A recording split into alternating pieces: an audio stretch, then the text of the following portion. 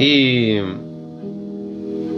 me decía: hermano, quiero platicarle algo que no he hablado con nadie porque es muy difícil. Y yo le decía: pues dime. Yo crecí en una familia muy disfuncional, mis papás se divorciaron y siempre hice lo que quise. Y quiero decirle que pues yo practiqué la homosexualidad, me decía. Pero ya tengo un tiempo, dice, ya es un año que dejé eso, porque sentí que Dios había hablado a mi vida. Dice que en su casa no le enseñaron nada de las escrituras. Y entonces, pero dice, pero siento una lucha dentro de mí. Ya no vivo así. Hace un año dejé eso atrás. Mi antigua manera de vivir, dice Tito 3:3, eso éramos en otro tiempo.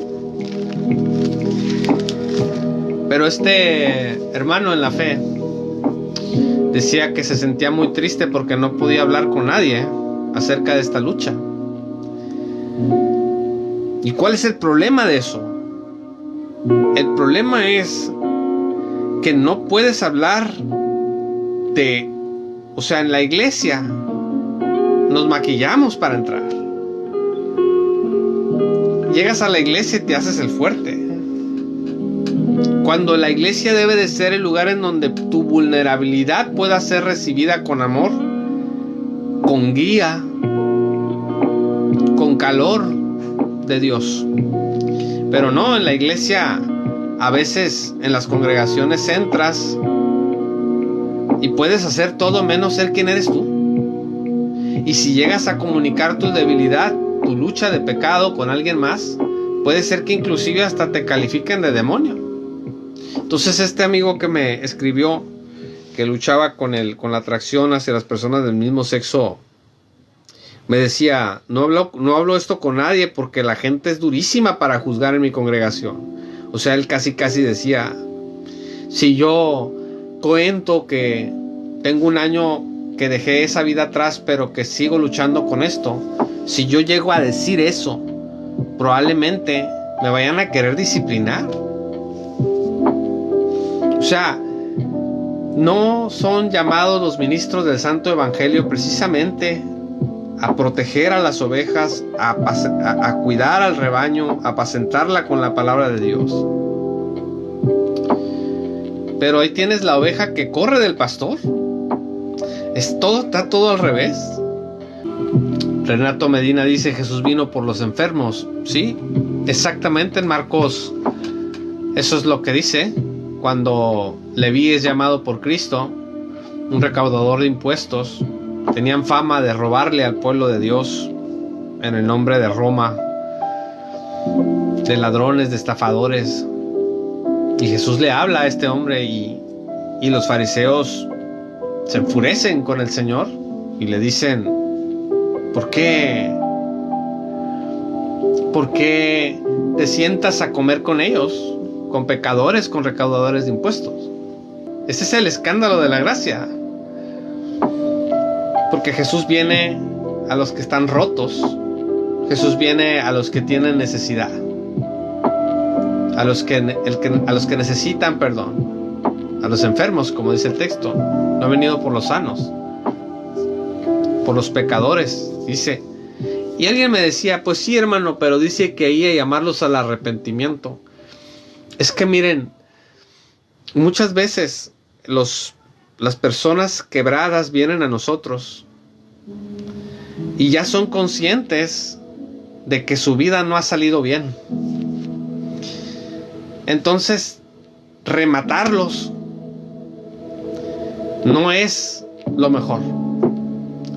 Este hombre que me escribió acerca de su lucha no necesitaba que yo le dijera lo que él ya sabe. No necesitaba que yo le leyera Levítico, que le leyera Romanos 1, que le leyera la carta de Judas.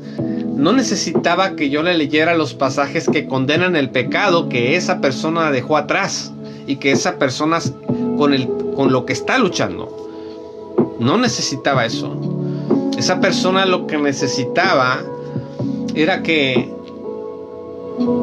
yo le hablara acerca de la gracia y del amor y de la compasión de Dios. Y le dije, ¿sabes qué? La lucha que tú tienes con ese pecado no es diferente a la lucha que tienen la gente de tu congregación con sus propios pecados. Unos luchan con la atracción hacia mujeres, o hombres, varones, les gustan mujeres que no son sus esposas y tienen que luchar con eso para no ser infieles en su matrimonio, porque en la palabra de Dios dice que el hecho matrimonial debe de ser sin mancilla. Hay gente que está luchando para no sostener relaciones de fornicación heterosexuales. Esa es una lucha. Y la lucha que tú tienes, le dije, de tener esta atracción, de ceder a la atracción hacia personas de tu mismo sexo, no es diferente a la lucha que tenemos todos los pecadores en las iglesias. Lo que pasa es que la iglesia cristiana ha hecho de este tipo de pasajes la bandera con la que marchamos. Te perdonan cualquier cosa. Podemos hablar de cualquier pecado, pero ese en específico. Y yo creo que hay una razón política detrás de esto. Cuando se vino el combate a la ideología de género, yo estuve muy de acuerdo. Yo decía, sí, tenemos que cuidar a nuestros niños, tenemos que defender el modelo de Dios para la familia, para el matrimonio, el derecho a la vida. Pero al mismo tiempo, con esta batalla cultural que le dicen, se vino mucho odio contra ciertos colectivos, contra ciertas personas. Un odio muy grande, muy profundo. Y ese odio le pegó a muchos cristianos. Y entonces empezaron a hacer afiches y calcomanías en donde se presentaba a las personas que sienten atracción por su mismo sexo como monstruos, como una mano que quiere destruir a tus hijos, que quiere destruir a tu familia, que quiere destruir a tu iglesia, ¿no? Entonces toda esta propaganda anti-gay terminó envenenando el corazón de muchas personas. Por eso el día de hoy es como nunca antes un tema que no se debe de tratar, pero porque como alguien de mi iglesia va a tener una atracción por una persona de su mismo sexo, ¿no? Y entonces estas personas que están mortificando su pecado sufren en silencio, porque no pueden hablar con nadie la lucha que están llevando. No hay nadie que les acompañe, que les anime, porque si le dicen a alguien, ese alguien dentro de la iglesia los va a descalificar, les va a condenar. Es más, probablemente hasta se aparte, rompa relaciones con esa persona, sin importar que esa persona no esté practicando el pecado, simple y sencillamente por el hecho de tener ese tipo de atracción. Entonces, amigos, la gracia es para valientes. La gracia es para gente que sabe cuál es su lugar en el plan de Dios. La gracia no es para gente autosuficiente, para gente que se siente muy pura, que se siente muy limpia, que se siente en un pedestal.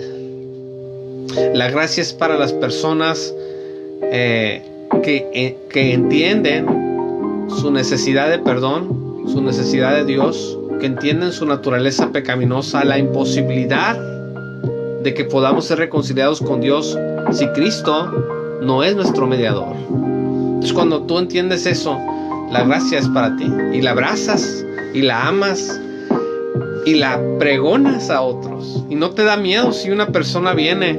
No importa que políticamente haya condenación sobre un tipo de pecado específico, tú vas a predicar la gracia a todas las criaturas sobre la tierra.